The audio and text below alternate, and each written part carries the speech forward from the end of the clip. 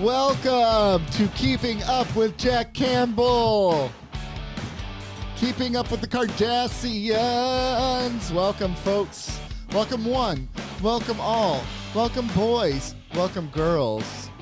Welcome, nerds. Welcome, geeks.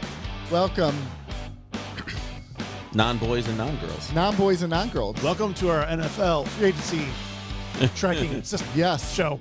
Welcome, everyone. This is Keeping Up with the Kardashians. I am Nick. This is Joe. This is Rob. And welcome to our lovely podcast where we spend our time talking about the world of pop culture, including comics, TV shows, NFL movies, NFL free agency starts Monday. music, Today. Star This goes out Monday, Trek, so. and Battlestar Galactica right now. But so we are a podcast that covers all things pop culture news, mainly, The nerd things you pop just culture. Yep. And right now we're currently working through a rewatch of Battlestar Galactica. It's a rewatch for you. It's, For a, you it's, only. it's Well, a watch for it's us. Okay. We're working through a Thank review of Battlestar Galactica, and today we have the season 2 episodes, Home Part 2 and Final Cut. So we got those 2 episodes. We review those later in our episode today, usually around the half hour to 35-minute mark is when we get 45. to there. 37. It really depends on how fired up we are about other things. But before we get there, we would like to talk about other stuff. And we're not going to talk about the NFL draft here because I'm out of here. What about free agency? we're not going to talk about free agency. All right, We're I'm not talking still about. leaving. We were doing an NFL draft before we hit record, and Rob, It was like a rush. like It was an just idiot, hit the wrong button and lost everything. Lost our Thankfully, progress Thankfully, Thank Red. God. because Jack Campbell wasn't in there. It was sabotaged. We rolled the dice, and the dice fell off the edge of the table. I accidentally hit the wrong button. Oh no! I knocked the board over. Oh Oops. no! Oh gosh, I'm so angry about that. Those are fun and addicting, though. Yeah, they are. They are fun and Do either of you remember and I think they only released it 1 year, but it was a video game for like PlayStation 2 or 3. Yes. It was called like NFL Head Coach or whatever. Yep, I remember. It Yes. was basically Madden, but they take away the The playing of the playing? games. You were just like the GM. Yeah. Did either of you play that? Oh, yeah. I loved that game. It was great. So I still play Madden to this day, but I only play as like a GM pretty much. And I spend my time doing that. Like I have a dynasty league going with the Lions right now, and it's not going too hot, but that's okay. Are you the Matt Millen of And they say that Madden? they say Madden isn't realistic. Yeah, I know. Right. Here's the thing: I'm not going to pay for a Madden because it's the exact same game every frickin' year. But Game Pass always comes out on Game Pass like the second the season ends. So I just wait until it's out on Game Pass. Play it for free. And then it extends your football season, so you get to watch real football and then play. Play football until the draft, and that's usually when and then after the draft happens, I try to actually put the real rosters on the Then team. it's summertime, and we're almost at camp. Yeah, exactly. Hey, this has turned into an NFL podcast. Yeah, exactly. Already in the first 5 minutes. Yeah. Man, do you remember back in the day when Madden had competition, they had NFL 2K? Yep. Oh, That was a great game. They had like an ESPN halftime show. They had like real commentary. The graphics were amazing. I had it for Dreamcast. I had it for Dreamcast too. And then they actually came out for the Xbox as well. I think 2K2 might have been the last one they had. I can't remember with the last 2K game. 2K, and I think it was 2K5 or 6. I'm not sure. The thing, and then Madden got the exclusive contract, which is basically their excuse to not do any improvements since they got that exclusive contract, because that's basically what happened. They've actually removed stuff from the game, because you used to in Madden be able to customize, like when you built a new stadium, you used to be able to customize the stadium. You could move a team, customize the colors, and move your team to wherever you want. Can't do that anymore. In the NFL says no. the NFL head coach game, you could customize the concessions. Really? Mm-hmm. Yes. Yep. You could customize what you offered at the stadium. That's fantastic. I Yeah. wouldn't say it's Guess what I'd be offering? Cinnabons and pizza. Cinnabons. Yeah. Mm. Pizza. It'd be a combo pizza. deal. It's only pizza. Now, 2K Sports did get legal rights to make an arcade game with every NFL team, which they are releasing this year. As they Time have to go to the arcade. They have NFL rights Like to make NFL it. Blitz? Yes. as well as a simulated football game without NFL teams, which they'll call My Career. So So Tecmo Super Bowl? So here's what's going to happen. They're going to release it, and it's going to be like all this, fake players and fake teams. And someone's going to immediately release an update where you can put all the real teams. Oh, yeah. They're going to hack it. Absolutely. Yeah. Well, it won't even be a hack. I bet you 2K will make it moddable, or make the team edit mode and the player edit mode really easy to do. So it won't be long. So as soon as any game is out there, nerds get their hands on it, and it's just whatever you could imagine. Mm-hmm. There's mods for every game. Mm-hmm. Mm-hmm. There's mods for like Mario games and stuff. Oh, I know. 2K5 was the last one. Nailed it. And it had Terrell Owens on the cover. Mm-hmm. The first one had Randy Moss on it, and it was just NFL 2K. I remember. I have it downstairs still. Yeah, the orange background with him on there. That was a good game. Good game. He was on the cover of 2K1 as well, Randy Moss. And 2K2. That's just lazy. Wow, 2K3 was bright. Randy Moss was basically god tier. So there was nobody else in those 3 years that could have been on the cover? Not as good as him. No, because they for competition to get on the cover, it was like a wide receiver drill. Tom Brady wasn't playing then? Just kidding. I don't like him. He had the very beginning of his career probably in 2K2, because that would be for the cover. It would be for the 2001 season, which would have been his first season. Or his first starting season. Regardless. Remember that time we weren't going to talk football? Yeah, Good yeah. times. It's just so good. Yeah. Okay, moving on from NFL 2K. Huh? What? I miss you, NFL. My life is empty. Jenna Ortega. Mm-hmm. First of all, have you seen Wednesday? Have you watched Wednesday at all? A little bit of it. No. I watched a little bit of the beginning with. So extremely impressive. Mm-hmm. I've heard that. It's really, good. really good. Eli watched it with Leslie, and I was always in the background as it was on, and I started watching. I'm like, oh, this is really good. Got super into it. It's worth watching. Jenna Ortega is incredible as Wednesday. But if you didn't know, there was a certain director who worked on Wednesday with her by the name of, what was his name? Tim Burton. Tim Burton. And Tim Burton and Jenna Ortega started talking, and they're like, hey, we should make a movie together. We should make a sequel together. We should make Beetlejuice 2. Was that a factual? They conversed about it? Yeah, on set. Okay. Yeah. Yeah. She's in talks to stuff star in it. Yeah. She'll portray the daughter of Lydia Dietz, the character portrayed by Winona Ryder in the first film. So here is what I need to see, though. I need Winona Ryder back. Mm-hmm. And of course, we need Michael Keaton. There's yeah. Do you get Gina Davis and Alec Baldwin? No. You don't get Alec Baldwin. No to both. He's a little busy right now. Well, I think charges were dropped against him. I know, but I think that's a losing proposition. Well, and also he doesn't even. At least Gina Davis, she could kind of still look like her old character. Alec Baldwin looks nothing like young Alec Baldwin anymore. No, it looks like two young Alec Baldwins. Yeah, yeah, that's true. That's true. He's also a dick. I agree. That doesn't stop people from being in films. I know, but like I don't want him on. You don't want to reward reward people. No, it's not that I don't want to reward people. I don't want the noise on set. I don't want him on set. He's a headache. I don't want the media that is going to come with having Alec Baldwin. Is everything safe? Is everything? I don't want anything. I don't want any of the headaches that come with Alec Baldwin right now. Yeah, he's not worth it to me. He would. You could easily just replace his character with somebody more capable and just move on. Yeah, I mean, you don't need to tell that story anyways, right? Because they were in that house. Like, they were stuck with that house. I'm assuming Winona Ryder would have moved out of that house at some point, or her daughter would. Mm. So you pick up a new story in a different place. I don't know how Beetlejuice will come into play, but I'm in for it. Beetlejuice was, like, really pretty raunchy. For like, you go back and watch it, and you're like, how did they get away with all that? And it was PG, I think. The 80s. Good old 80s. Was it 80s? 89? No. 88? No, I think 91. I was thinking 91. I'm curious. Not 88. Scoreboard. And Don't you guys ever question me. I've nailed so many things on this podcast. It's not even funny, including both of you. True. And it was PG.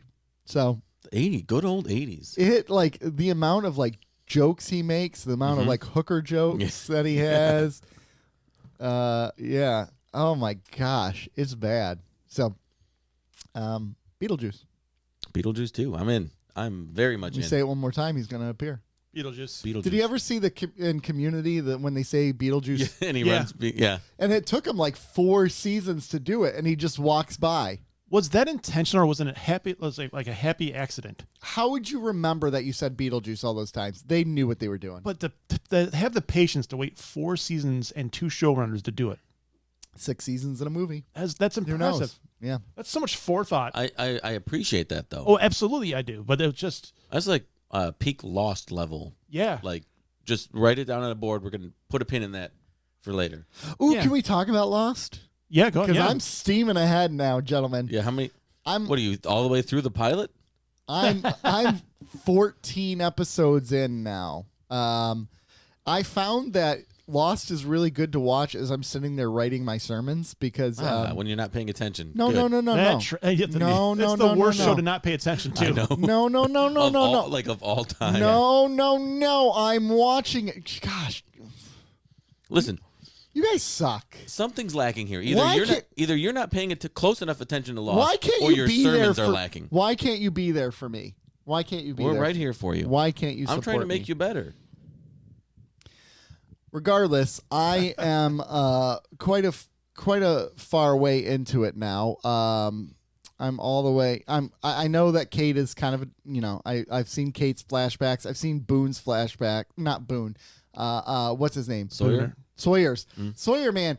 What a roller coaster ride that was with Sawyer. I'm like, what a dirtbag. What a dirtbag. Oh, that story is about him as a little kid and a man. Sounds like oh, John but DeCott. then he was a dirtbag.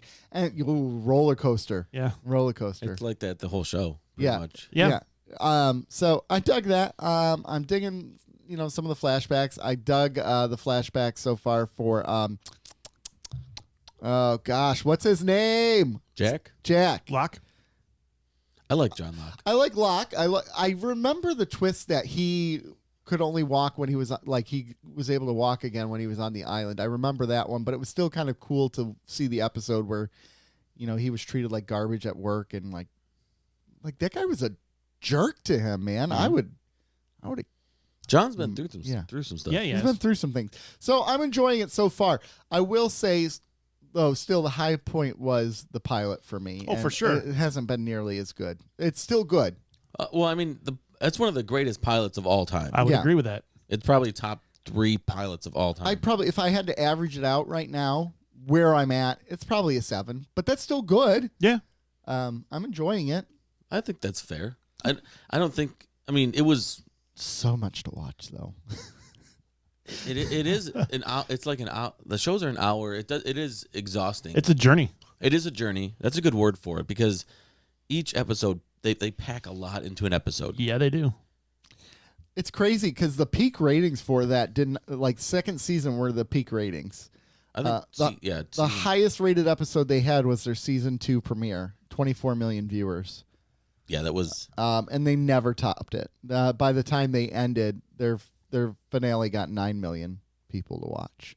It tracks. Which I mean, you would. It happens with most You shows. could have like Hunger Games style competitions for shows to get 9 million viewers now. Oh, yeah. Oh, they would kill for it. Absolutely. Well, which is what you just said. Hunger Games. But I'm really enjoying Lost. I'm happy with it. It's great. So my goal is to finish the first season by 2 weeks from now. That's my goal. All right. Which now I'm chugging along at a good pace, so I can do it. Yeah, and thankfully there was not thankfully, but there was a writer's strike sort of towards the middle of that show, so the seasons they go from like 22 episodes to like drastically 13 or reduced. 14. The third episodes. season is 23, and then it goes down to 14, then 17, then 18. So that'll be fine. I'm okay with that. So we'll see. I'm excited. So there's that. Also, other news that I wanted to talk about. So we talked about. Let's see. We talked about Beetlejuice. Beetlejuice. We 2. talked about Lost. Beetlejuice 2. Oh, this is what I wanted to talk about. So last week I briefly mentioned the Suicide Squad killed the Justice League. I think we talked about that. So it's based off the Arkham Knight games, the Arkham games, and it was supposed to be set 5 years after the Arkham Knight, right? And it's by Rocksteady, the same crew who did it. And they revealed the gameplay trailer for it, and it turned out it was a loot and shoot game, almost like Fortnite. Like it was a online game where you could You're kidding. Yeah. And the outrage was out of this world. Like they have the Captain Boomerang using a gun, and they're like, his name is Captain Boomerang. King Shark is walking around with a gun. It's like he eats people. He's literally a brute who eats people. He doesn't use weapons. So and it's like you get to power up the weapons and add mods or add different colors to the weapon. Why wouldn't they just partner with Fortnite then? Yeah, and just put them in the game. If you see the trailer, it's ridiculous. So anyways, there was so much outrage over it. They have delayed the game almost by a full year. Well, if they're going to have to redo the game, they're going to have to delay it by like 2 years. It was supposed to be May 26th. And it's set 5 years after Arkham Knight, and it takes place in Metropolis. It's about to be set 10 years after. Yeah. Yeah. They should have been like. They should have just said they were hacked. We were hacked. That wasn't the game. It. And that was some nerd's mod. And this is in response to the fan outrage because they had just released the trailer 2 weeks ago, and in the trailer they had the release date. So you're telling me within 2 weeks they're like, yeah, we got to push this back a whole year? No. Well, of course it's in response. I mean, if you tease something and then release the trailer, and then you release the footage, and everyone's like, I'm not buying this game. You're looking at no money. Yeah. Yeah. You might as well just go back a little bit to the drawing board, spend a little more money to make sure that you can make more. Like, if someone's going to be like, I'm not buying that game. Yeah. Yeah, exactly. So, silly. I'm glad to hear that. There's part of me who hates this idea that fan outrage can make such a difference, right? Because that means that they can basically bully writers into giving the fans exactly what they want instead of really using their writing skill to give us what we didn't know we needed, kind of a thing. But like Justice League with Zack Snyder, that's a bad precedent. I agree. Like that happened, and that's why people are still so outraged over what's going on with Henry Cavill and all this stuff, which, I don't know if you saw, the news on that was that they had hired James Gunn 6 months prior to write a new Superman story. So WB already knew they were getting rid of Henry Cavill when they put him in there. So that wasn't James Gunn who screwed him. That was WB. Whole different story. But this is where we're at right now, though. Yeah. With outrage culture. With outrage culture, with everybody having a voice, everybody having an equally loud voice, you get things like this. Back, I don't want to say back in the day because it makes me sound old, but before this, you're so old. You would have a company putting out a game or a movie or whatever it was, and that they would put out their vision, and it would either succeed or fail based on the public acceptance. Now you get that before you release it, and I mean I get it. Like if you're gonna put money into something, and you're not gonna make money based on everybody does like screen tests or what are they called? Previews. The groups, like a focus group. Focus groups, yeah. So we've sort of done this before in roundabout ways. Yeah. So you get information like, oh, we know this tests well. Let's do this. This doesn't test well. Let's make sure we eliminate anything like. Now you're getting that in real time, and it's good and bad. It feels like fans dictate a lot now. Yeah.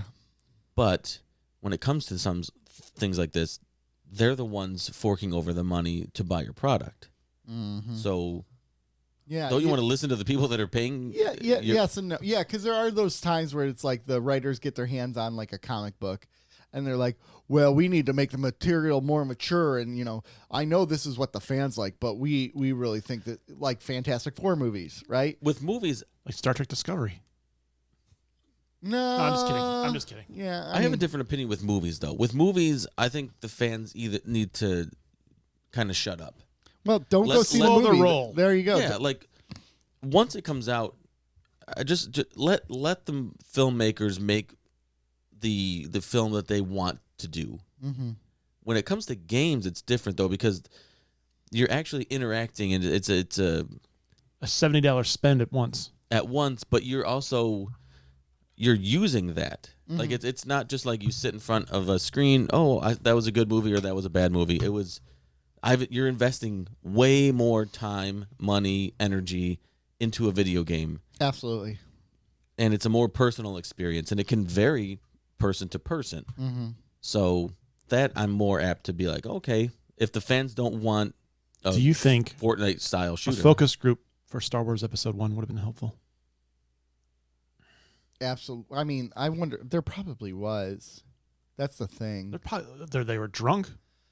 Well, I think I think what Star Wars had working against itself in '97 when that was released was there was so much enthusiasm for any new Star Wars to come out that 99. they were. Was it 99? Yeah. That they were just so. I'm not going to question you. Look, fact check over here. 99, 2002, 2005. Yes. Nerd. Yeah. They were just so happy to be getting a Star Wars film that they look past a lot of that stuff. They're like, oh my gosh, here's Jedi usually having lightsaber duels. Here's a young Anakin Skywalker. Okay, this is all great. Now, I think with the market as diluted as it is with Star Wars material, if they had released Episode 1 now, they'd be like, this is a hot pile of garbage, and it wouldn't have gotten made. Like it would have gone back and had reshoots. They released the special editions to the theaters of the original trilogy in '97. That's right. I do remember seeing that in anticipation of the prequel coming out, and I did go and see those. in line with the toy line. Yep. The Kenner toy line. Yep. Yep. So there's that. Do we really think Episode 1's a hot pile of garbage? Yes, but not as bad as Okay, if I had to rank the three it's prequels, also of its time. 3, 1, 2. It's also of its time. Yeah, like it's like 99. It's 99. The Matrix came out in 99. Yeah. Come on, bro. Come on.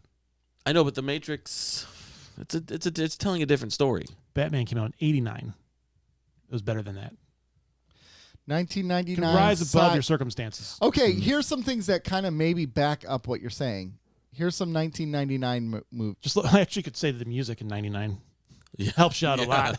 It does. 1999 science fiction movies. You had Judgment Day, The Matrix.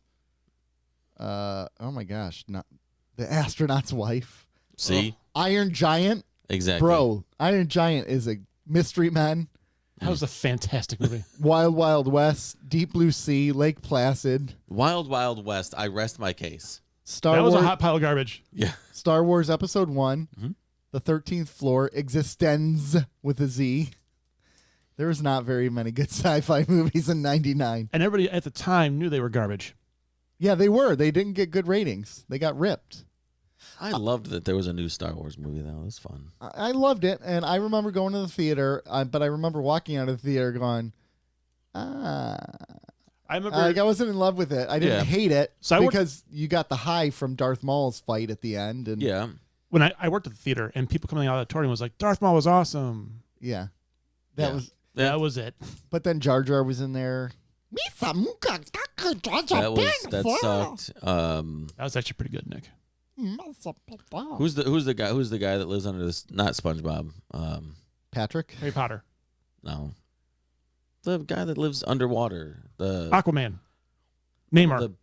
the big fat whatever guy. Loch Ness Yeah. Monster? That guy who talks like. Why am I blanking on his name? Remember everything. I'm good with dates, not names. I don't know. No idea who you're talking about. Because that is not my. I've But you know who I'm talking about because you I've did seen the first one like 3 times. I've seen Attack of the Clones. Boss Nass. Boss. Okay. I've seen Attack of the Clones twice. Revenge of the Sith. I've seen. I can't even count how many times I've watched Revenge of the Sith.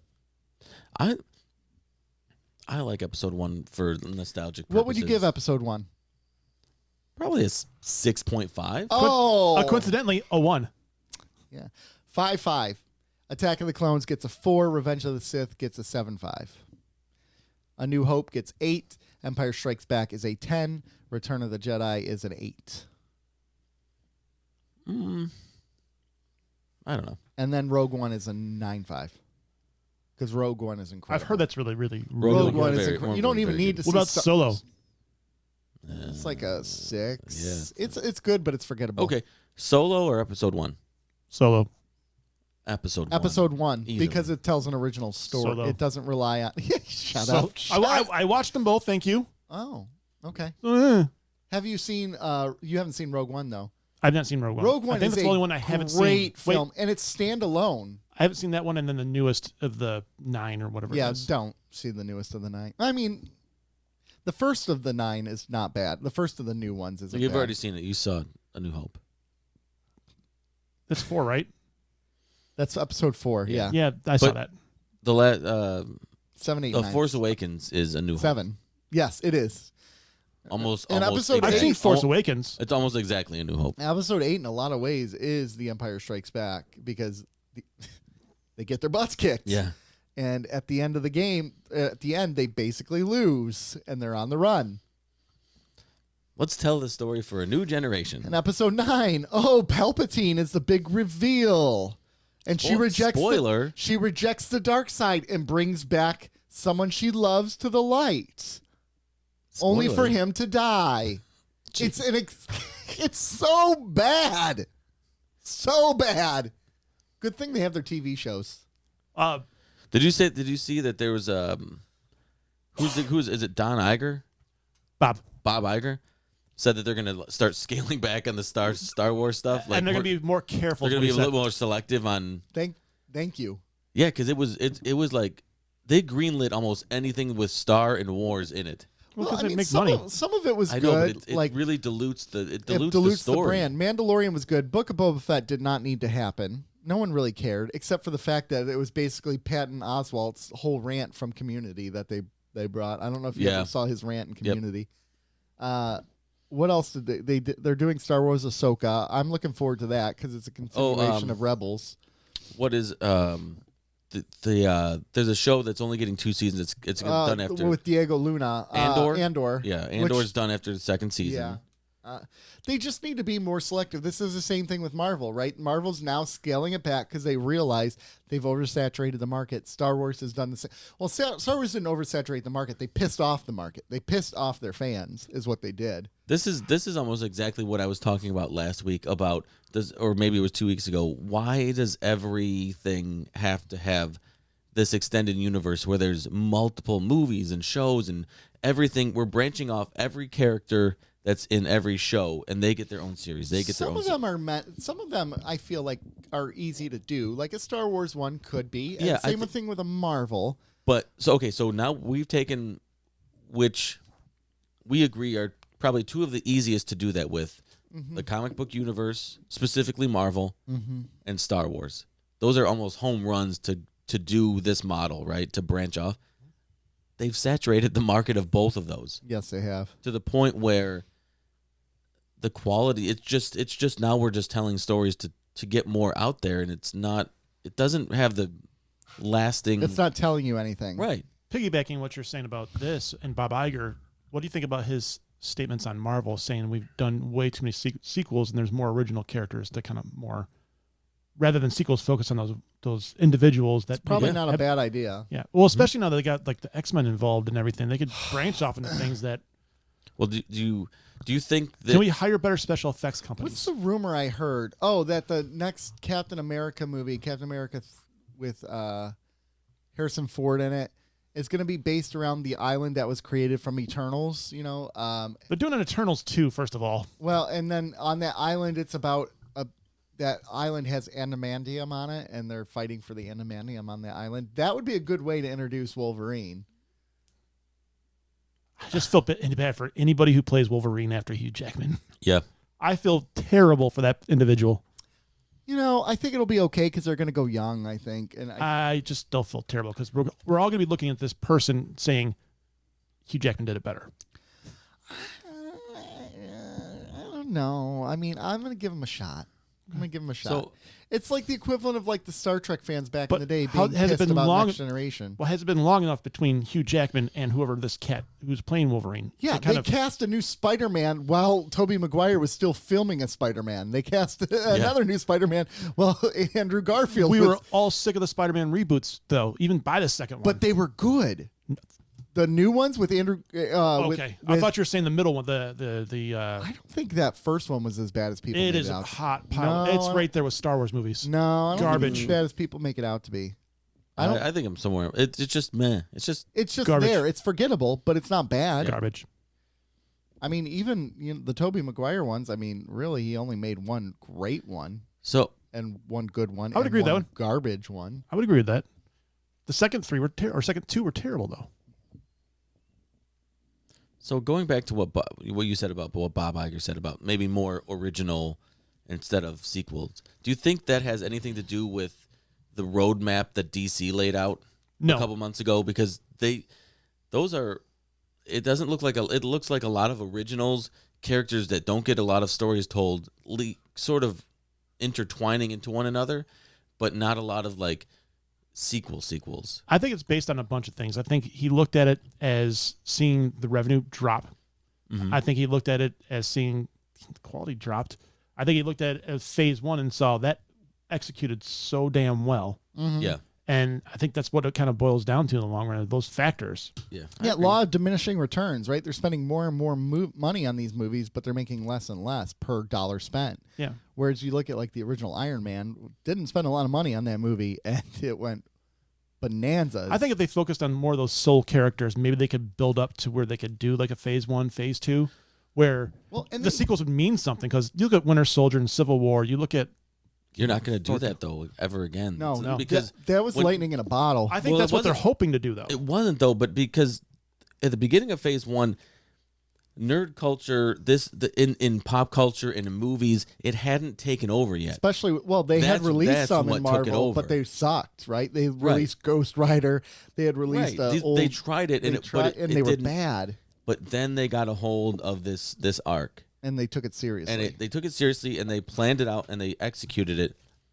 But it brought everything, like all people like us, to the movies to see these big blockbusters, and it was movie after movie after movie, and now it was that's a all they shared want to do. experience. Yeah. So you're not going to have, because we wanted stuff like that. We wanted good comic book movies. Now and then we were getting them, so we were going in droves. Now we've been given that for over a decade. So you're not you're not going to have that hunger. It's like winning a championship 6 years in a row. You want to win the seventh, but you're not quite as hungry as you were for 1 through. Plus, they're going bigger and bigger and weirder, and when they should probably just reverse course and let's start simple. Let's go back to the basics and build up again. Yeah. Yeah. But not with the same characters. Not with Do the some same new characters. Completely something we don't cover, but along the same lines of Bob Iger talking this week. Football? Yeah, we could do that. Jack Campbell? He admitted, oh man, don't even get me started on you two frienders. Bob Iger saying somehow Disney parks got way too expensive. Yeah. Yeah. Bro, everyone knows that. Well, it just zoomed past when he was gone for a while when they got rid of the free stuff.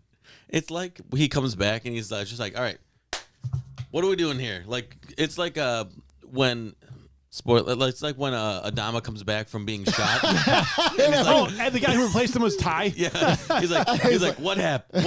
What's been going on since then? What He's happened like, on my ship? Well, basically, it costs you $1,000 to get into any Disney park. He's like, what the hell? It's ridiculous. You think about like the Galactic Star Cruiser that they had, where they were charging like $8,000 a night for it. It's like this. You price normal people. Somebody out of probably Disney. walked his ass through Magic Kingdom, and he's like, "Oh, let's stop and get a snack." And they're like, "That's $50." He's like, Or He's like, "What?" Or there's a line for quick serve. Yeah. He's like, I'm the CEO here. It's like, sir, we're going to need to run a credit check on you before we let you in the park. We need to make sure your money will spend. There's a 3-hour wait for Frozen ride. Come on. Wait, I can't get a quick pass. I got to buy one that you might get in there at a It's certain time. exactly like when Adama comes back and Ty's like, welcome back. I basically burned the ship down. Wait, give us a Thai voice for I burned the ship down. Hey, I just got raised all the prices. Nobody could ever do it. Star Wars fans can afford the Star Wars stuff. It's kind of like the Batman voice without the growl. Yeah. Yeah. Yeah, I like it. Damn it, Bill. Damn it, Bill. I wish I could do. You can't. It's like a perfect Thai voice. I love it. Should we go in the Battlestar Galactica here? No, one thing first. Okay, one last thing. Actually, 1.5. No, what? Did you guys watch any of History of the World Part 2? No, No? not yet. Not yet, but it's on my list of things to watch. I'm that gonna I watch won't some today. I'm slowly watching it, and the high point is definitely when they go into how the making of the book of Kama Sutra. That is definitely the high point so far. What would you rate it so far? A 6 or 7. What would you rate the original History of the World? See, that's 9. a 9. 9.5. It was It's fantastic. almost perfect.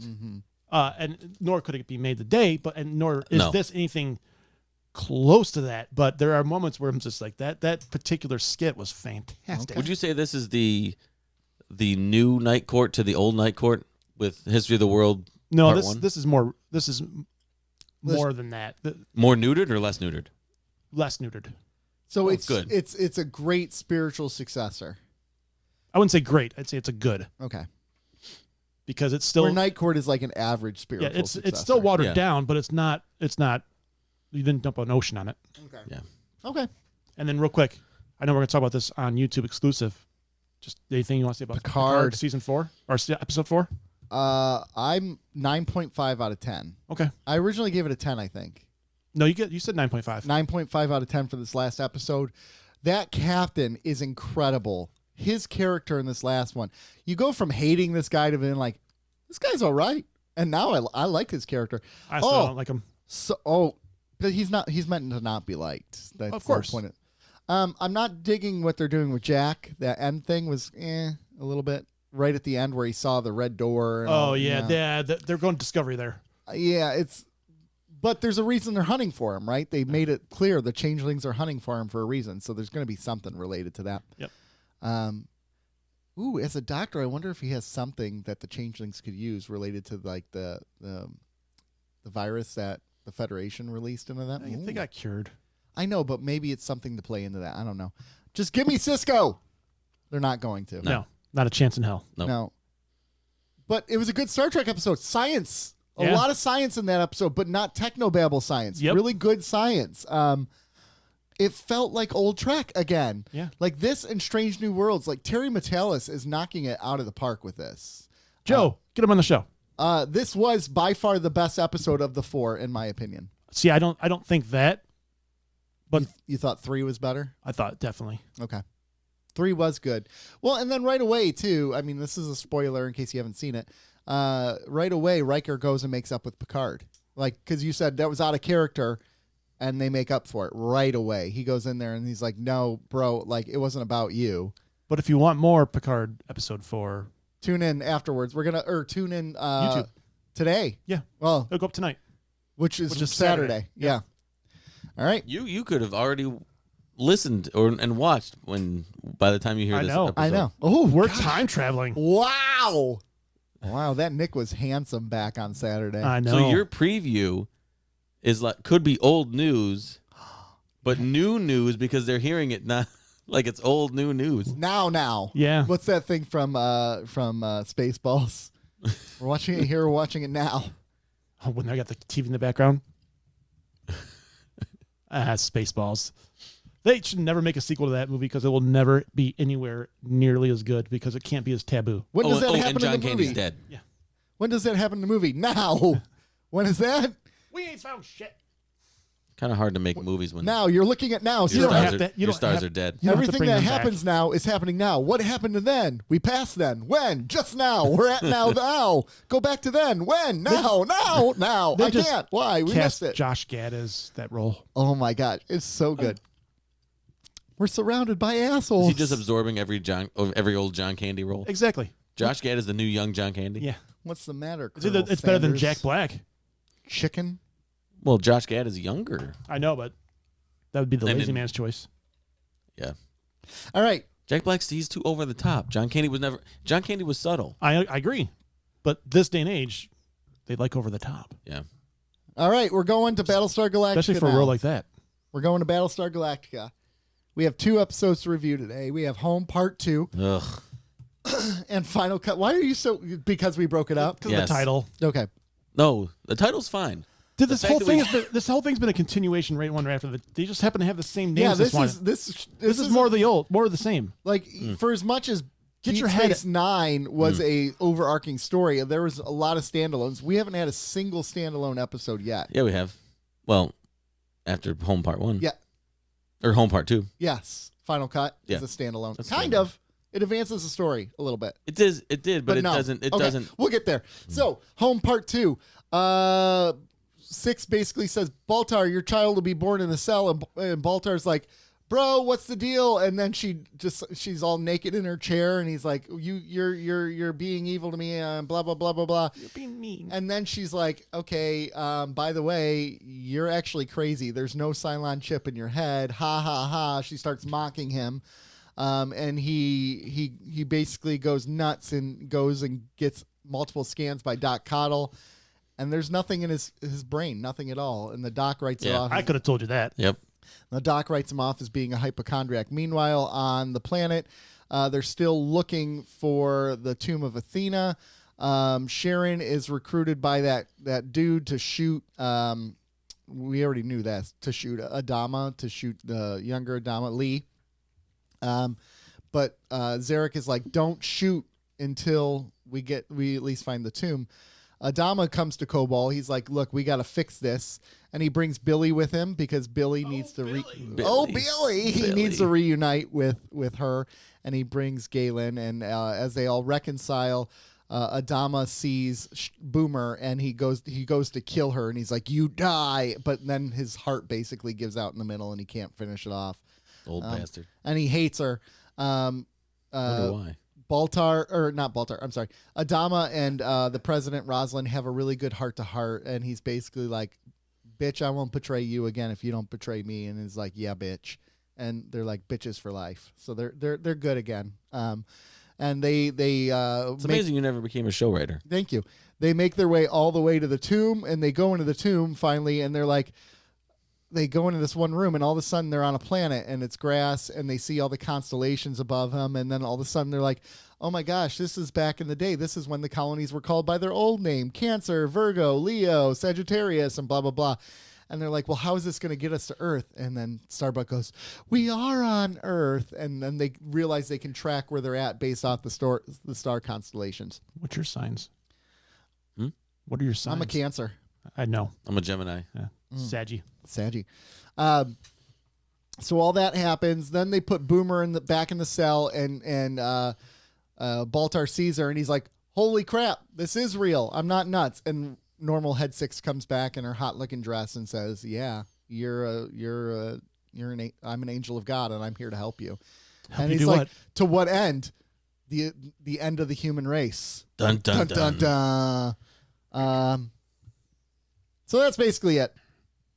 That's the end of the episode.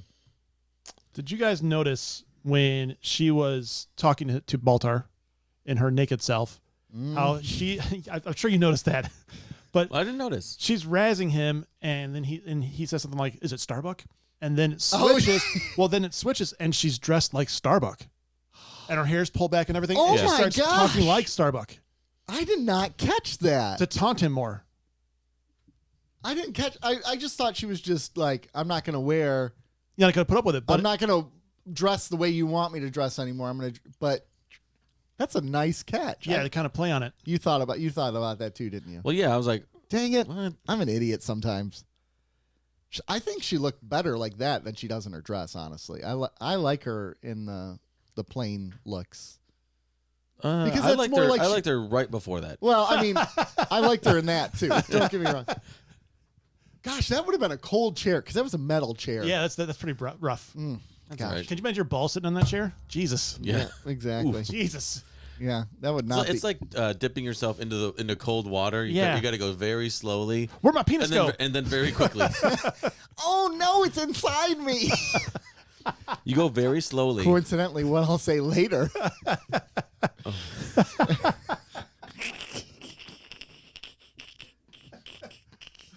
Oh, you guys. I think that's the most If you play your inappropriate cards I've ever right. been. Yeah. Look at Yeah. Nick. You're going to hell for that. I It know. only I took am. him 2.5 years. I know. Where do we want to He start? does have a child. Whose story do we want to start with on here? Do we just get Baltar out of the way? Let's 'cause you get hate Baltar out of the way Baltar? because I hate him. I thought this was a good one, though. I think originally the first season was You're blinded by 6. He sucks. no, but I think I Baltar's see. a bum. I kind of see your hate for the Baltar 6 storyline because he was like so zany and ridiculous and like the stumbling over words. But at least this one, like he's getting to be a little more like the conversation's a little more nuanced and a little less like bumbling fool over his words. It's like an He was a actual back bumbling and fool forth. The whole episode. Well, yeah, when he was getting his Even the scan, doctor for was sure. like, "This Okay, guy's, I gotta what's admit, going he's crazy. on?" I got to admit, that part was funny when he hits his head on the thing. On Yeah. can't think of the name of the machine. MRI. Oh, Thank you. MRI, yeah. MRI machine. Who is it who says that's a strange little man? Was that Doc Cottle? Someone says that in this Yeah. episode. Yeah, it Strange was- little man. yeah. Everyone's saying that now. Everyone knows this guy's a nutbag. No, now. no, that was in the second episode. Oh, yeah, it was. Oh, It was the yeah. reporter. It was the reporter. was the Diana reporter. Byers said that. Okay.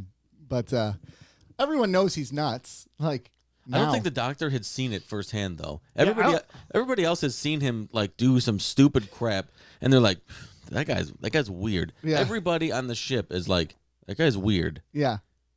But yet, Let's make him vice president. Mr. Vice President. Who does nothing. He does nothing as vice president. It's a But figurehead even the role. doctor's like, that guy's weird and does nothing. Yeah. Like he's Yeah. no. I just don't get it. Mm-hmm. But Yeah, but I mean, I kind of like that story. This is the first time that number 6 says she's an angel, right? She says, "I'm an angel of God" to him. Something like that. We Yeah. haven't heard her say that yet. She said that she was seeking God or whatever, but she never said she was an angel of God. And she told Baltar he was being instrument. used by God, an instrument of God. she said that before though. Hasn't She said Yeah. he's an instrument of God, but Yeah. she's never said she's an angel of Oh, okay. God. Yeah. And Sent now here to she's protect him. sent here to protect him. So now like a guardian. What is it? Guardian. Leviosa, Wingardium Leviosa. Guardian angel. Yes. Yeah. So now, does this? I mean, do you think she's telling the truth? Is she an angel or is she a Cylon in his head? She's a silent. She's a Because we're Cylon. seeing more of the religious elements come into play now, right? Right. For If she sure. wasn't, if she was an angel, then what are the other number 6s doing? Like Yeah. she's Yeah, a but Cylon. she's seeing him in his head. That doesn't mean. I mean, No, she's a silent because can't you look like someone and still be an angel? me. I'm talking to myself. yeah, Nick, make love to that camera. But just because she looks like them doesn't mean she is a Cylon. Oh, she's a silent. Okay. Yeah. Yeah.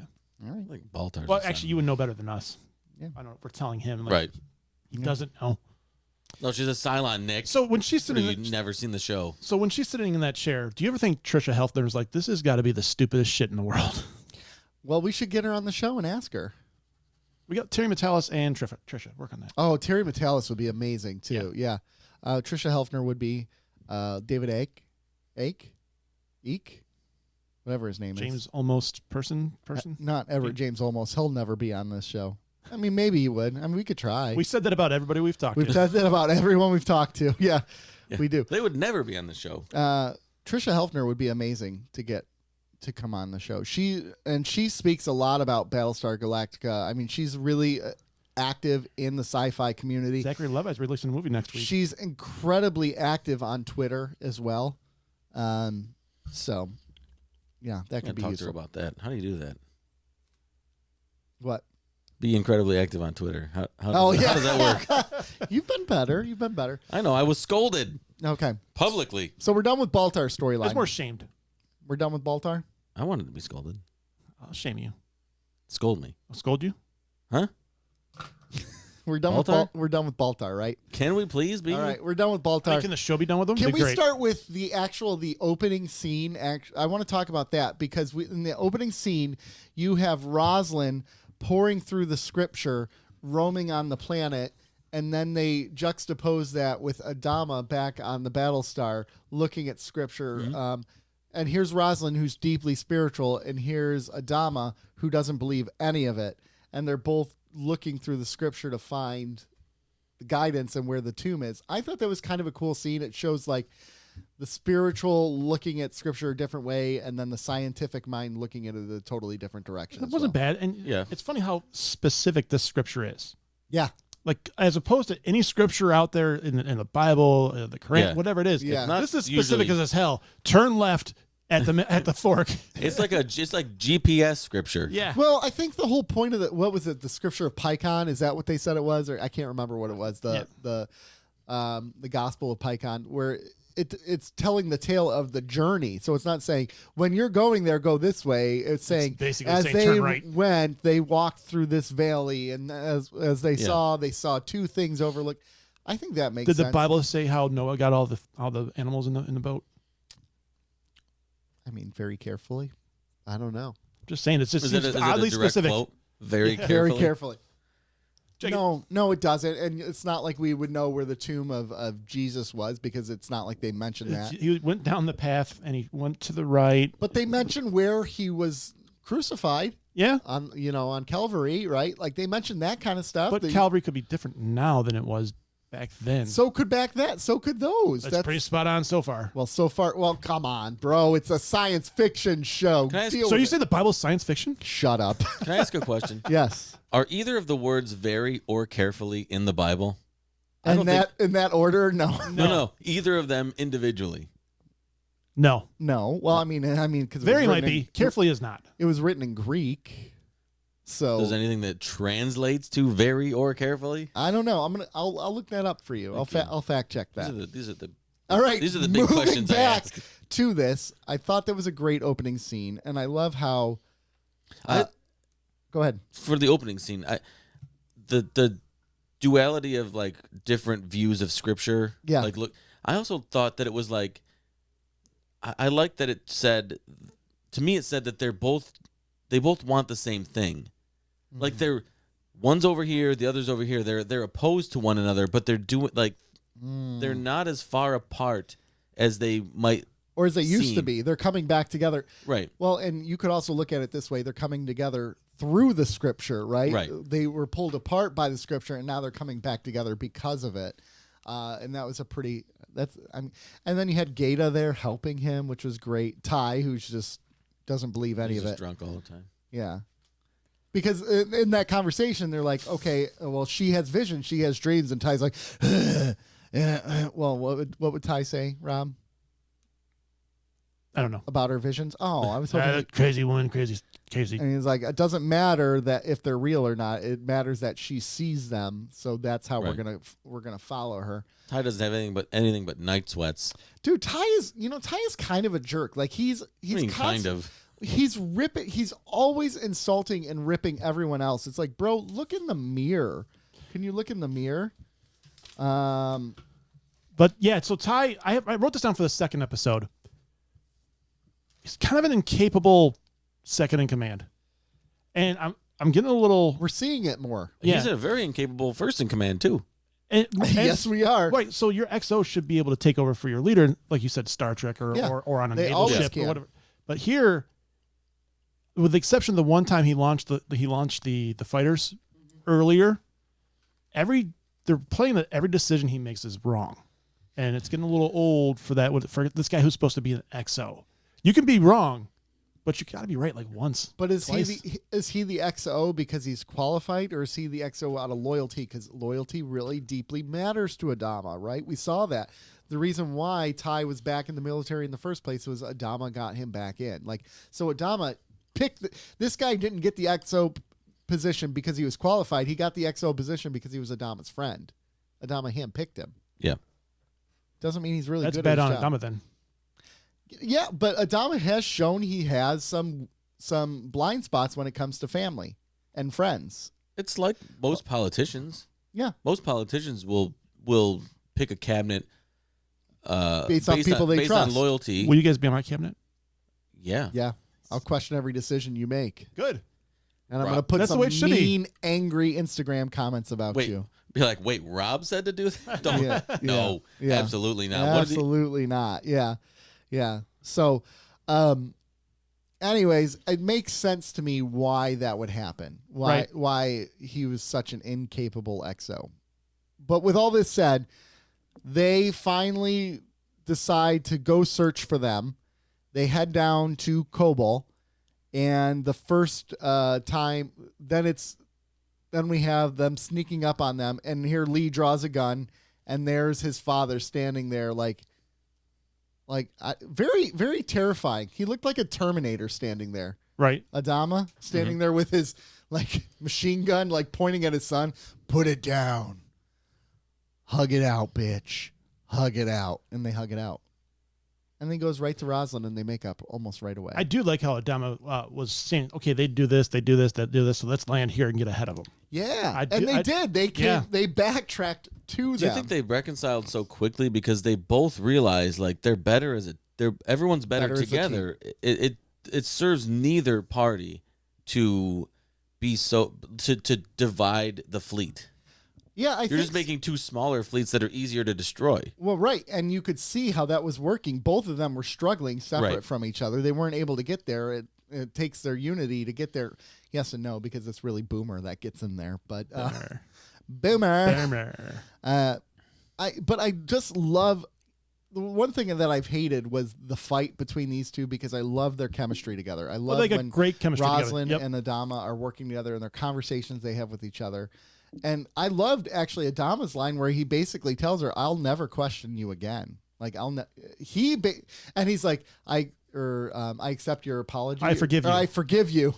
I didn't need your forgiveness. I didn't ask you to. And he didn't even care. He's like, okay. No. Yeah. And that tells you something about their relationship. He said, well, you have it anyway. You have it. Yeah. Oh, I love that. That was a good scene. I thought that was a good scene. All right. So they continue up the mountain. Meyer insists he wants to kill Sharon, kill Lee, gives Sharon the gun. And why are we giving Sharon any guns? Right when they get to the tomb. Seems like a bad idea, doesn't it? Yeah, right when they get to the tomb, Sharon takes the gun and shoots Meyer. Oh, what? Yeah. And then basically points the gun at Adama and says, I have they may have tried to program me, but I can do what I want. I make my own decisions. I know who I am. And I know who I am. I ain't going to shoot you, bitch. And hands him the gun. You write this show with a lot of bitches in there. I know. I do. Damn. Yeah. So say we all. I wrote it with say we all, bitch. I wrote it with Jesse Pinkman. So, yo, Mr. White. So say we all, bitch. So they go in the tomb, and personally to me, I absolutely love this scene. I love the music that plays behind it. I love where they were at.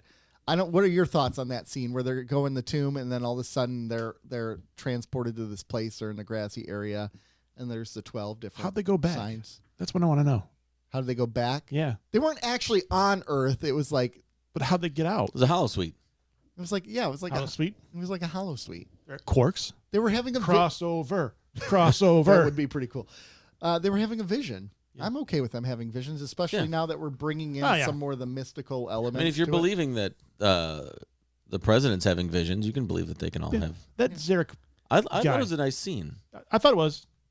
Well, I love Starbuck is the one who's like, we're on, or like she was the one who was like super, like they were all so excited. And I think this is a really important moment because now for Adama, this goes from, well, this woman thinks she sees things to this woman sees things because I was there too. We were all there. We saw it. Mm-hmm. We know that there's more to this than just scripture. It's not just scripture anymore. More than meets the eye? More than meets the eye. Yeah. Transformers crossover? Yeah, Transformers crossover. So the guy's name that was Zarek's buddy is Meyer? Meyer, yeah. Meyer made Zarek seem less threatening. He did. He made Zarek seem like... He neutered him. Like he neutered the character. Well, I don't know. It made Zarek smarter because Zarek's like, you have to choose your moments perfect. Well, I agree with that to a point, but at the same time, it kind of like I don't know, it just made him less intimidating. Yeah, because he's like, I want you to have your due. I want you to get what you deserve. Yeah, that's true. Yeah. So I thought that was interesting. It almost made him a little sympathetic, Zarek, to an extent. I wouldn't go that far. I think so. Because he's like, okay, we were going to do this. Now I'm rethinking this. This isn't a good call. Like, that tells you that Zarek isn't only all about getting the power and wants the power as soon as he can have it. he wants to do it in the right way to make sure to kill people at the right time. Well, to protect. It doesn't matter that what he's doing is wrong. It matters that in his head he thinks he's justified in his actions, and he's intentionally choosing to do things in a way where it's not as harmful to the fleet and to them by doing it this way. And I think that makes him a little more he's not just he is a nutbag. Yeah. But he's not just a nutbag who only cares about himself. He is thinking about the fleet. I think it's him as 1A and the fleet as 1B. Okay. But I don't think he's as much of a jerk as he's made out to be. That's all I'm saying. I thought it was interesting that they just killed him. Everyone just stood around. There's this. Yeah, that was They shot him and the two guys, right? Yeah. Because what was the other guy tried to turn on because he was a they shot person. the other guy in the head. Yeah, in the Right in the forehead. Oh, so he was going to shoot Lee. That was pretty brutal. yeah, because he was part of their little Okay. group. That's pretty brutal. I Yep. know it's not. And good like John Wick moment, man. By The Sharon. precision to shoot that Well, guy in the she's head. a freaking robot. Was it She's Lee not that a shot him in the robot. head? She has feelings. she thinks and feels. She knows who she is. She makes her own Nick. decisions, Nick. She does. She's grown, damn it. She has complete autonomy over her body. She does. My body, my choice. Yeah, and she chose to shoot that guy in the head. Yes, she did. Shot him right in the head. With her body. I don't think she didn't shoot the guy in the head. She shot the first guy, and I think Lee shot the other guy in the head. Was it Lee who did that? Lee or Starbuck? Lee has a good shot. Man, Lee knows what he's doing. Lee's a good-looking man. So You must have really liked going the second back to the episode. tomb scene. You had said a couple episodes ago that you're like, is it just me or did I not realize these were all the cancer signs, like the names of their colonies? Well, here you go. You got the colonies used to actually be the cancer signs. Well, yeah, I picked that up. I picked that up a few episodes ago. Thank Virgon you was very much. Virgo. look at you. You Oh, guys could have clued me in on that episode, whatever, 2. But no, you just let more Ducat stuff with you guys. Just let me hang myself.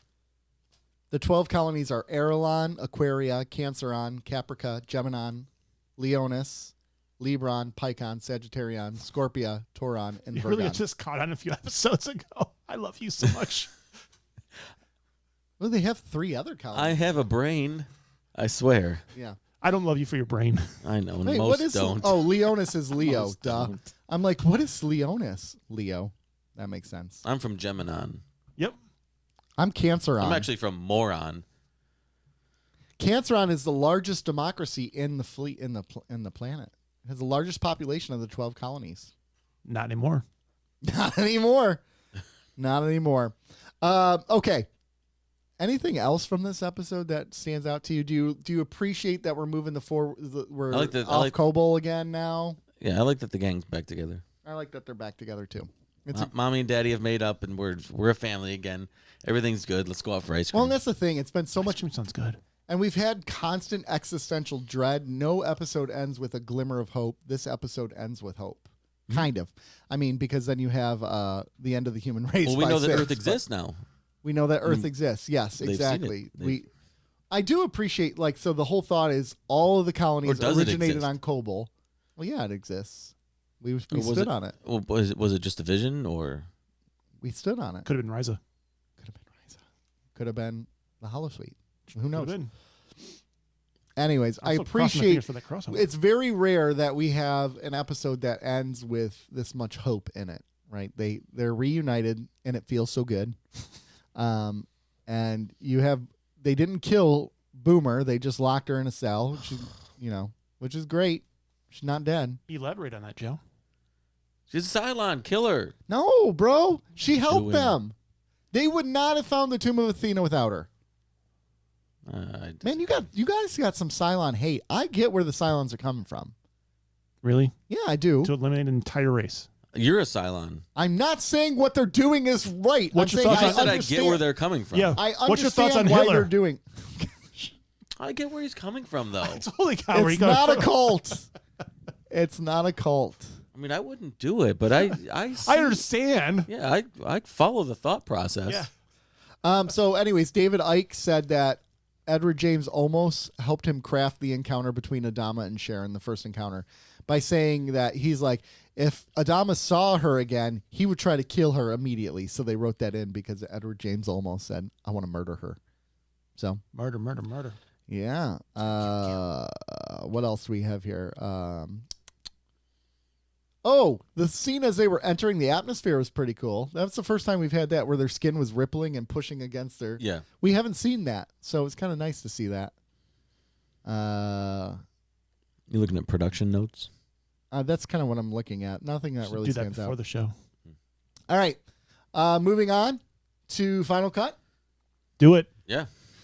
Final Cut. So, as we know, there was the episode a while ago where Ty ordered the supplies taken by the military off the civilian ships, and they went on there and they murdered a bunch of people. They killed 4 people.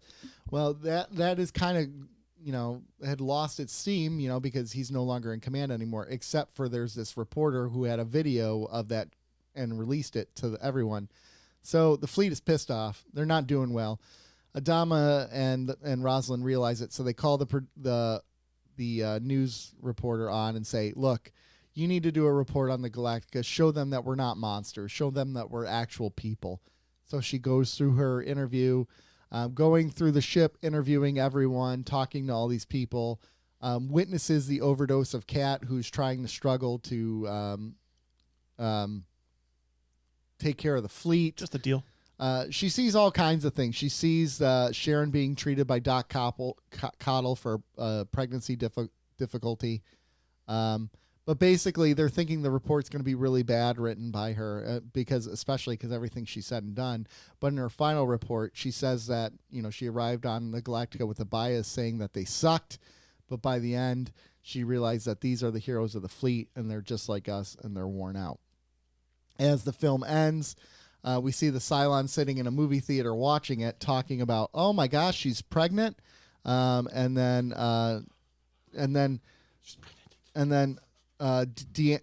Deanna Byers turns around and says she's a miracle from God. The child is a miracle from God. So we have another Cylon revealed. Lucy Lawless is a Cylon, ladies and gentlemen. Xena, warrior princess. Xena, warrior princess, is a Cylon. And this is our first technically standalone episode, because it is kind of not much happens in this episode. You're right. Yeah. But it also is a nice it's a nice change of pace. This goes back to we've had the fleet just breaking up, things were blowing up, things were sucking, and now we finally get some calm. And I kind of appreciated that. I think I needed that, a little bit of downtime. I think you like propaganda. I think I do like you. Did you view this as propaganda? 100%. How so? Tell me about that. It's a propaganda film. Why is it propaganda? Because it was all pro-military at the end. It was not. Yeah, it was. It was. This is it. That's what it was. I don't think it was propaganda. But her mind was changed going into it. Propaganda. It's propaganda because it's made with the intention to change minds. Yeah, because they didn't. They left out a lot of information. Like what? That there's a Cylon on board. Shh, be cool about that. That was to her own means, probably. Yeah, they wanted to protect her. She left that out. So it is propaganda. She wants it. She's telling. She's not telling the story. She's telling a story she wants to tell. Isn't that any news story or any story ever? You're always telling the story you want to tell. Not necessarily. Absolutely. There's a way to tell the news without it being propaganda. Oh, I don't. There's a way, but they don't do it anymore. I don't. I never made the argument that they do. That's true. I said that this is propaganda, which it was. When did news start becoming propaganda? What It year? It was Joe. Give me the exact year. But it was good born, at that. It was born out of. It was born out of propaganda. 0980. It was this documentary or this piece was born out of propaganda because they did an expose that exposed. There's agenda there. It exposed Ty's decision, right? Whatever it was called. About the Gideon. Yeah, the Gideon. So, the president and Adama wanted something to get morale back. Yeah, they wanted a propaganda. They wanted a piece to humanize everybody, but it's they never Okay, here I think here's where the difference is: the intention of the act. When they brought her in there, they said, "I want you to make a film. Just make a film. I'm not going to write it the way you want to. That's okay. I'm not asking you to do that. I'm just asking you to go in there and film us and tell us that we're as evil as you say we are." That's what they wanted. Are we evil? Like, show that film. You have not seen it from our side. I'm asking you to see it from our side. That doesn't make it propaganda.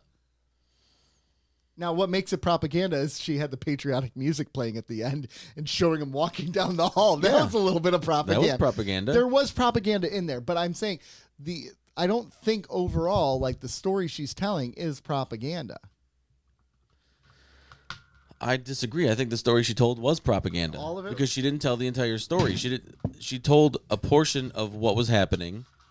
The only thing It she made it left seem like everything was hunky-dory on the ship. but the only thing she left out was Boomer. Yeah, but Things weren't hunky-dory. They showed Kat having a breakdown on stimulants. They filmed. They showed it. They showed. I'm assuming what the film we saw them film, everything was pretty much shown, minus Boomer. That's what I'm thinking. So, like, Kat screaming and yelling at the chief on the deck about the ship and fixing the ship, and Starbuck having to calm her down. So you think they just took the Michael Bay approach, and they just every piece of footage and B-roll they just rolled it. They just put it in there. Put it. And the only piece they happened to cut was the birth of the Cylon. Yes, because that's the only thing that child must be Madama said protected at no no point. A child must be protected at all costs, is what they said in the movie theater. And the Cylons. So her propaganda is not to sell out this child, yeah. But as far as the propaganda, I don't know her intentions with this movie. I don't know, because she went into it wanting to expose the military, and maybe that's a Cylon agenda, as completely junk. As it's falling apart, they're ruthless, they're mean, but They are. Well, It's military. But here they're protecting this whole thing, and there's a bigger story there. Just like with any soldier out there in the real world, there's always a bigger story out there. Mm-hmm. Oh, yeah, for sure. Our belief system, as far as this situation, may have been that these guys were tyrants. They were just shooting people for fun or whatever it might be. I know they're shooting people for fun, But I'm just saying, but when you go there, there's a bigger picture to be seen. And maybe that reporter's eyes were exposed to the bigger picture. maybe. Still think it's propaganda. You're allowed to. I think you're speaking propaganda.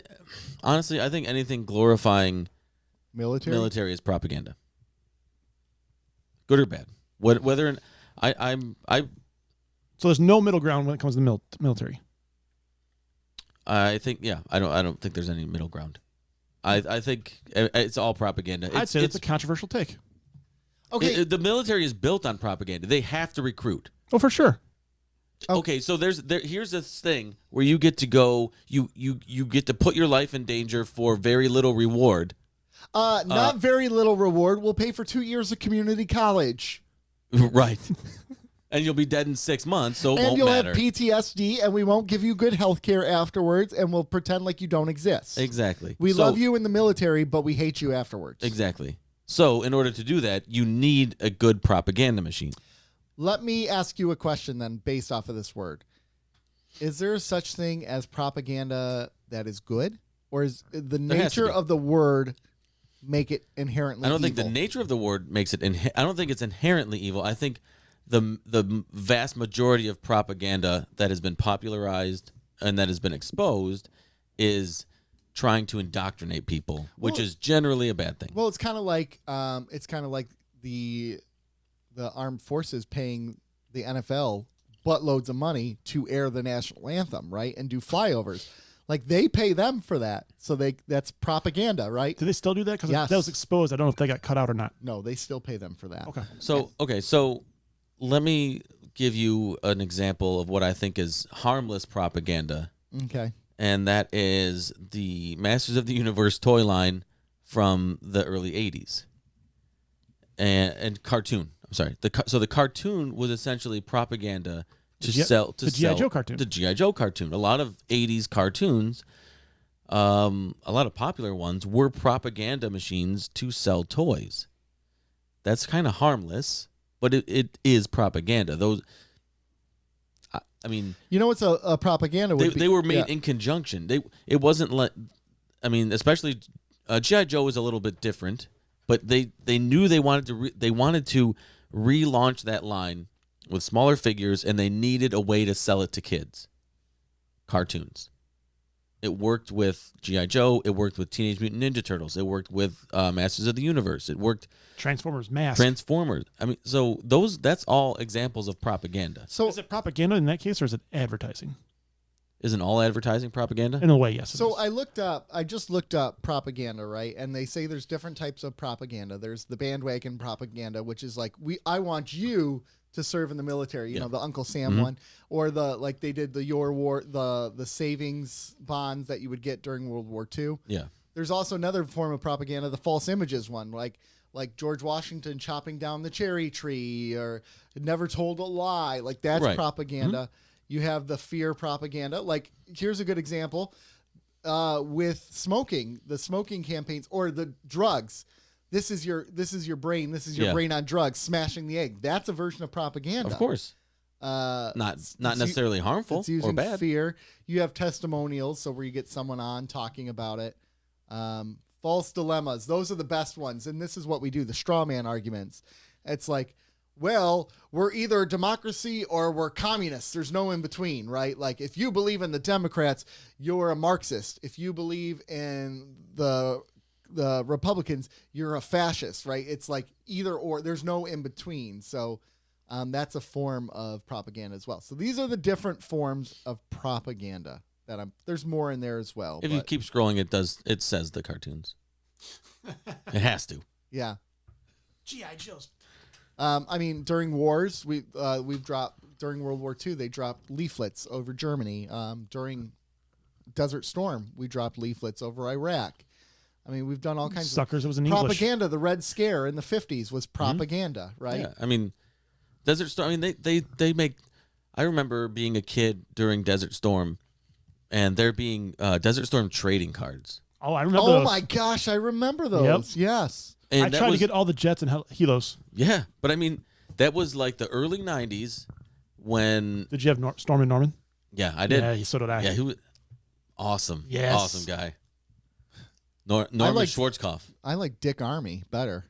He was a reporter, I think. Dick Armey.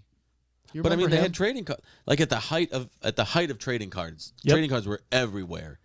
Everything had trading cards. Oh, he was a Everything. politician. Movies had trading cards. Yep. Yeah. Yeah, Dick Armey was Remember a those politician. Batman trading cards from the '89? Yeah. Oh. I remember Teenage Mutant Ninja Turtles ones. So, Ghostbusters. Going back though, that's a really good point of propaganda. That is trying to get kids to look at these people like almost like they're superheroes, which It worked. I'm not trying And to. Tops was like, I'll make money. And again, I am not trying to diminish what the military does, but there's no way we should have kids passing around trading cards, especially when we realize the trauma that happens to these soldiers over there. I wanted that Cobra so bad, though, that Cobra helicopter for the Desert Storm. And we didn't even talk about another form of propaganda. Like, we are dealing with cultural wars right now, right? You have the right who's like, we need to ban drag queens everywhere because that's propaganda. But in banning drag queens, that's propaganda on their part. Right. They're saying, well, we need to bring God back into this country. It's blah, blah, blah. hypocritical. So, Like on this show, the propaganda with you saying that Battlestar Galactica's good. Yeah, the propaganda that you guys spread about Scrubs really I screwed never me. said Battlestar Galactica was good. I said it's great and one of the best science fiction shows of all time, and I stand by my statement. You also said something similar about Scrubs. And I did not say it was the best science fiction show of all time. Hey, you listeners, said you said almost. You said one of. One of the best. you've failed me so far, listeners, but can you call 734-494-0980 and tell Joe his take on Scrubs is terrible? Yeah. And just make sure you mention Cox. Please hold on. That is Propaganda. that is Propaganda. No. That is a Pandora's box for you guys, my friend. I bet you there are more people that listen to this show that think Scrubs that agree with my take than yours. This is a challenge to the listener out there that call us. Scrubs, yes or no?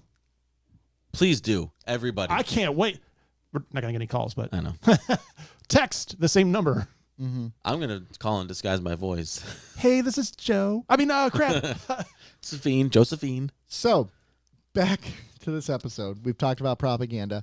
There's some really good stuff in this episode that I like, particularly the single head camera interviews that they did. Mm-hmm.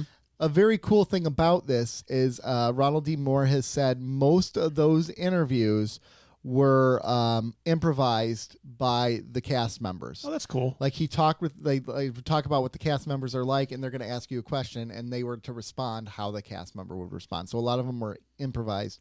I like that. It makes Yeah, me me wonder too. if Helo's was improvised, because Helo says that thing early on. He says that the goal of combat training is to make you less human and take emotion out of things. I love that scene. Yeah. Which is a way of saying that, hey, the humans and Cylons are pretty similar. We've trained the humans to behave like robots. So why are we making it like the Cylons are so evil? The humans are trained that way as well. They're trained to just fight and not ask questions. You had other stuff. You had really good stuff with Dee. Dee had good interview parts. She did. First time they mentioned her name as well. Anastasia is her actual name. And same with Gaeta. They mentioned Felix as his name. Felix or Gaeta or Gaeta. I'm not sure. But he basically said the only thing he knows is how to serve a Battlestar. Like he spent his whole life preparing for that, and that's all he knows. He's like, maybe there's more to life than this. He also doesn't like smoking, but he was smoking. I'm like, what an idiot. I totally dug that scene though, right? Like they're To I hate me, it's cigarettes. funny when you said it was improvised. To me, when I watch and I reflect on that particular scene with him smoking, yeah. I'm like, it just seems so unorganized or I don't know, but it seemed Unnatural? like it was unnatural. It seemed very So unnatural. It was natural. it seemed very improvised. Yeah. Yeah. And looking back on that particular one interview. Yeah. Yeah. So one observation real quick. Mm-hmm. 50,000 people, one doctor, and how many press members? So many. That tells you something about the skill level required for each. Just really, I'm thinking about her, and then I'm thinking about all those ones that were on the ship before. I'm like, and then the next scene was like a doctor scene. I'm like, there's only one doctor, and there's at least 30 press members. Yeah, well. You know what we didn't talk about at all? Your mom? We did not. Ty. And Well, we had his scene's coming up. so I mean, here's an interesting thing. We're watching the episode, and they go like he gets called down to the room because Ellen's freaking out, and there's that poetry written on Red the wall. Rum. Eli immediately goes, "She's a Cylon. So Eli's on your bandwagon too. That you think she's a Cylon." Yeah. She's like, but he thought she actually wrote it on there to like. But it turns out she didn't. Okay, I have a question. What do you think that was really an emergency that needed to have Ty brought to wherever he would? Someone wrote in red lipstick on my mirror. Like, couldn't she have told the authorities and then they could just relay it back? I don't Like, get security there, maybe. right. But Ellen's crazy. I know. Okay, when you're married to a crazy person, these things are normal. He knows. I know. He's not married to anyone. I'm not. Although I never did have lipstick on my mirror. No. No. Also, okay, so that was poetry on the mirror, and then Starbuck has that conversation, like she's like, "I'm so bummed. I'm not even," and he's like, "Well, you don't even know poetry," and then she recites it. recites Can I it be- perfectly. Can I be? Yeah. And Can I Lee be a is like suspect again? buck naked in this episode. Yeah, that's a lot of naked Holy Lee. cow, he was showing off his goods to everyone. Lee, you look good. I'm a straight man, but Lee, Straightish. Straight-ish. you're making Is that a new sitcom? How have they not made that? Exactly, because it that was, I could star Hey. in that one. Patreon exclusive. Straight We're starring not, the we're making Kardashians. entire sitcoms now. Oh my Oh, god. it could be at least 7 minutes long. It'd be fun. Single camera, 7 minutes long is a really long time too, right? hugely long. Yeah. There was no real mention of the prior episode, like cold turkey. There's no what? No mention of the prior episode. There's really no mention of any episode. Like, So- it's just. Well, that's why it's a standalone. I was going right? to ask, do we mind that? I liked it. Yeah, I so liked did that I. it was just kind of a I break. think it's a nice break. Yep. Especially because I know what's coming. I mean, we're nearing the end. Spoiler. We're nearing the. Well, you've already said that. Battlestar Galactica broke up their seasons in half, so we're Yeah. nearing the end of the first half of the season. Yep. So it's almost like very similar to what Deep Space Nine would do, where you'd have the calm before the storm, and we're about to enter some storms. And then going back from Ty is the wife plot. I don't think it was executed as well as they wanted it No. to be. And actually, in his notes, Moore talks about this, and he says that they messed that whole thing up. The whole thing with this pilot going after Yeah. him. they didn't do a good job. And at the end of it, they were originally going to have the pilot commit suicide in there as well, but they considered it gratuitous. I wish they would have. That would have fit better, right? It would have made it, because I think this whole episode, I summarize it, is it just felt like it lacked something. Like, I know what they were going for, and I know it was building towards something, but then I think the execution just wasn't. It just lacked something. I would actually have taken that story out with Ty. I would have too. And it seemed like it wasn't fully fleshed out. Right. Yeah. It would have stood on its own. You didn't need that story at all. That story actually detracts from what they were trying to do. I would have rather have seen the more of the piece on the investigation into Ty than what they were doing. That would have been very similar to that first season episode. I can't remember the one of it where they were doing the tribunal. Maybe it was Tribunal.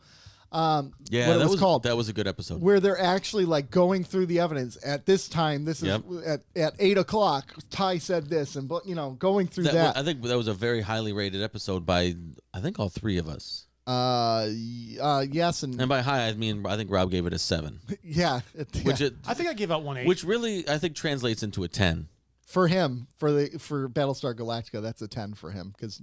It's like a golf handicap. I realized watching Picard where my rating system starts. If I admittedly want to start watching the next episode, it gets a higher rating for me. Okay, that makes sense. I realized that with watching Picard this year. That makes sense. Yeah, that makes a lot of sense. If I'm like, I just hit play, fuck it. Which would make sense why episode 4 isn't as high for you, because episode 4 was like the conclusion of the first half of the show. So there was. Well, I can want to watch the next episode and that single episode be really, really good. Yeah. It's just like I want more of this product. Give it to me. Okay. I get you. Like Ted Lasso next week. Oh gosh, I can't wait. Another thing, another filming choice here that I want to talk about. The scene in CIC where it was the Raptor, they were out there engaging the Cylons, and they chose not to include any exterior shots, and they did that for filmmaking purposes. Thoughts? Did you like that? Did you like seeing it from that perspective? I did like seeing it from that perspective. And just hearing them and seeing these guys in the CIC unable to do anything but listen. Yeah. Oof. What was the CIC? It was the engineering deck. It was the landing bay. It was everything. It was everywhere, which was a cool shot, right? Yeah. And I like that you had the grease monkeys, Ooh, that's derogatory. I know. Spoonheads. Is it? Probably. I don't think it is. Well, I think he calls himself a grease monkey. Is that cool? Yeah. That's a good point. He's one. Look up that term, because that actually could be derogatory. And if so, I apologize. I take it back. Don't apologize. If it's not derogatory, well, then I'm good. No regrets. It's derogatory in Seinfeld. David Puddy does not like to be called a grease monkey. He's a mechanic. Okay. All right. Well, I do remember that from that show. That was okay. So going back to that. I like the scene of the mechanics. Like, there's literally nothing for them to do. This is the calm before the storm for them. They're standing there, and the second those ships land, those Vipers land, they're back to work. Like, I like that scene. Same thing with the CIC. Everyone is just waiting because now there's nothing for them to do. Now it's the Raptors pilot. They got to sit there and watch the Raptors and the Viper pilots. I dug that. Yeah. I found nothing on Grease Monkey in a quick Google search other than Britannica says that it's generally considered an insult. Okay, well, then I apologize to mechanics. No. Why? It's fine. Okay, Don't apologize. No regrets. No regrets. No, use it. All right, second Lucy Lawless appears on screen. Did you go, okay, she's a big name character, so she's a Cylon? There's got to be something with her, is what I thought. Okay, so they got Xena. Something's up. They got the Warrior Princess. They got Ron Swanson's wife. She could have been somebody like a Zarek loyalist at that point, but you knew she was going to be important somehow to the story. She wasn't just. I knew she wasn't a good guy. Okay. Yeah. You knew she wasn't a good guy? Yeah. I had suspicions from the beginning anyway. Yeah. I was thinking like, all right, so what's the stunt casting here? Is it a Zarek person? Is it a Jenna person? Or is it a? Actually, I didn't think Silent at the time until the end, obviously. She becomes she's never a series regular, but she's recurring through. Like recurring, like Garrick recurring, or recurring like Garrick recurring. So not on Garrick's level though. I mean, you don't know. This is the first time you've seen her, and you've seen her playing a role. You've not seen her being a Cylon, right? So you never know. We saw her being a Silent at the very end. Well, yeah, but like you don't see her she was as a Cylon the whole herself. time. Yeah, she was. So that twist in the end. So I'm torn on it because I thought it was a really good twist where you're like, oh shoot, she's a Cylon, but with that being at the very, very end of the episode, I thought it took away from what preceded it. Yes. And It also makes me start wondering, and hoping it's not going to be this, and you can tell me if I'm wrong, or you can just let me watch. Is it going to start becoming, okay, now who's the new Cylon of the week, or who's the Cylon? I worry about if it becomes that. So now we've seen 6, right? Because last week we decided we've seen 5 versions of the human Cylon. Now we've seen 6, yes. Now we've seen 6 of 8, right? Yeah. No, it doesn't go into the Cylon of the week. Okay. I will say that. I don't think it can because we really only have 2 more, right? Didn't Boomer 1, Space Boomer, say there was 8 in the fleet? 8 models in the fleet. Cylons in the fleet. Yes. So Ty's wife, Ty. We did this last week. I know. Yeah, we already went through Reporter this. chick, Boomer. Mm-hmm. You think Ty's a Cylon? Ty's too dumb. It's too dumb not. But so is Ellen. She's an idiot. But she works. She no, manipulates. I don't think she's an idiot. I think she's calculated, and I think she's psychotic. She's super. And ties into it, so therefore manipulate. Ties way into it. Well, I mean, that usually translates on the mattress. I'm just saying. I'm sure it does with Ellen. I mean, she's down for a lot of things. Do they have any kids? I don't think so. They haven't said it. No, I don't. I'm just curious. I can't remember. Just curious. All right. Never slipped one past the goalie? So it's nice. We have a nice moment of reprieve, and next week we got 2 episodes, Flight of the Phoenix, and probably one of my favorite episodes of Battlestar Galactica and Pegasus. So I'm excited for those 2. Kind of wish I could have watched them. You can watch them twice, you know. I know I could, but I like watching because it's been so long since I've seen them, and it's very similar to you with Deep Space Nine. For a lot of these episodes, it feels like I'm almost watching them for the first time. Like I remember them, but I don't. I catch out all these important details. So I'm excited about that.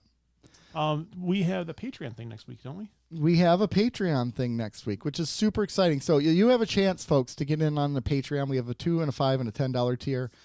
We want to encourage you to get involved in that because we're going to have a meet and greet on Zoom with it. So we want you to be there for that. So make sure you come to that, okay? With all that said, we need to go to ratings first. Yes. And we realize we missed the derp question of the week. Well, let's work that in next week real quick because it's an easier derp question. Oh, we're posting a new one on Tuesday because it's gold. Yes. It's Our derp gold. question of this week is instrument. And what instruments have you played, if any? And so we'll just Skin flute. Skin flute. I mean, you could just quickly. I've played guitar. I suck at it. I play trombone and I play euphonium and baritone. I don't play anything. If I could play something, it'd probably be guitar or drums. I did piano when I was younger, but remember nothing. Well, you should play for me. I would love to be able to play the piano still. Oh, okay. There's our Tickle the ivories. There's our answer for the derp question, but you don't get Derp. the song. You don't derp. D-E-R-P. That spells derp. Yeah. There you go. That's an original. All right, let's late the episodes. Let's light Late these the episodes on episodes. fire. Home Part 2. Rambo Part 2. What did I give it last week? I'm not telling you. Remember, you got to. No, remember, I told you. I told you I wasn't going to tell you, and you had to try to rate it and see if it lines up with your first one's rating. I'm gonna give it. I'm gonna give it 8.5. Okay, you gave Home Part 1 an 8. So do you want to adjust? Or I'll give them both an 8.25. There you go. All right, first 0.25. We'll allow it. It'll be allowed. 8.25. I give Home Part 2 an 8. I really like what they did there. I like the ending scenes. I like the emotional reconnections with the characters. There was a lot of payoff in this episode, and I like that. There was. So I'm gonna give it an 8. And I was glad that the storyline of, well, at least for now, of everybody being separated. I'm glad we're back. Yeah. I struggle with both these episodes because there's things I really like and there are things I'm like, not so much. Yeah. I struggle with both of these, but I guess for Home I'll do 7. Okay. All right. I'm assuming Final Cut is lower for you. Yes. 6? 6 probably. 0.9. Yes, 6.9. That one. Okay. Actually, the Home Part 2 is 6.9 for me. I got you, Joe. I am probably a 6 for Final Cut as well. I feel like it was a really good one that didn't stick the landing. I'm gonna give it a 6.5. Okay. Not a 6.9? No. This I reserve that for very special occasions. okay. No, I feel again. I feel like the Ty storyline with his wife. I feel like that was not fully fleshed out. It probably shouldn't have been. It wasn't ready for screen. No, it wasn't. It should have been cut. Like Rob said, the decision to end with the baby on the screen, I think, unnecessary. In fact, they could have found a way to fit that into the middle of the episode. I don't know. They could have found that they were getting the footage somehow. I know that takes away from the suspense of her being a Cylon, but I think it just detracted from it. Because it would have been nice if they would have ended with that montage of her talking about the fleet protecting everyone, and It probably would have had more impact. That's what propaganda does. oh, also by the way, What are you rolling your eyes? Ty hating it. I hate it. It's garbage. And then Adama's like, I love it. And then Let's watch the end. Ty's like, okay, it's great. Again, Wow. this goes I with love it. with everything Ty's saying is like the opposite of Adama. Old man. He loves the old man. Yeah. All right. So anyways, like we said, we got a cool meet and greet going next week on Patreon. We want you to join us in the $2, $5, and $10 tier. We'll get you access to that. As you wait for that, though, you can follow us at Cardassians Pod on Twitter. Mm-hmm. You can go to Instagram at keeping_up_Cardassians. Yeah. We've had some really great comments on there. Yeah, we have. Rob's had a little bit of hate mail on there. YouTube. Wonderful. YouTube is a great place to go. Sir, who gives us hate mail for Rob, come back. We can have differing ideologies and still get along. I want to talk to this guy. I understand, but Rob isn't who you think he is. Come back. But ironically, this guy's exactly who we think he is. Anyways, I don't start because I will rant on this. Patreon. We could do a Patreon. No, we're not. he deserves it on an episode because that comment's BS. Yeah. 734-494-0980 and Facebook. Yeah, and if you want to know what we're talking about, go to our Instagram and search. Find us. But everyone, it was great keeping up with you this week. We talked about some great stuff. A lot of conversation this week. Next week, we're going to have that much more. There's our propaganda we did this week. Oh, my God. Oh, great conversation, by the way, about propaganda. Yeah, for sure. But, so tune in next week. We got Flight of the Phoenix. What do you rate our episode this week? And Pegasus. 5. 6.9. It's going to be amazing. Always. We're looking forward to you joining us. Thanks for keeping up with us. Bye. Peace.